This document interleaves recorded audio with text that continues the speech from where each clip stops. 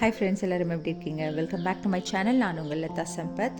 வீட்டில் பரண்டை நிறைய வளர்ந்துருந்துச்சு. ஸோ அதை வச்சு துவையல் பண்ணலான்னு சொல்லிட்டு பாப்பாவை பறிக்க சொல்லியிருந்தேன். அவங்களும் பறிச்சுட்டு வந்திருந்தாங்க. பிஞ்சியாகவே இருந்துச்சு, அந்தளவுக்கு நார்லாம் வரவே இல்லை. ஸோ கட் பண்ணிவிட்டு துவண்டு வர அளவுக்கு நல்லா வதக்கி விடணும்.